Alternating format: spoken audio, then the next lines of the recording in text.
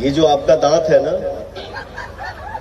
इसको कभी टेरर और टॉक एक साथ नहीं हो सकते।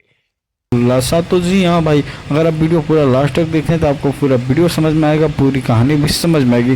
बाकी मैं आप सभी को बता दूं कि पीएम मोदी क्या बोले हैं मोनिका मिश्रा पवन सिंह के बारे में। तो ये बहुत ही बड़ी अपडेट है, क्योंकि मोनिका मिश्रा पवन सिंह को लेकर के पीएम मोदी का बहुत ही बड़ा है बयान।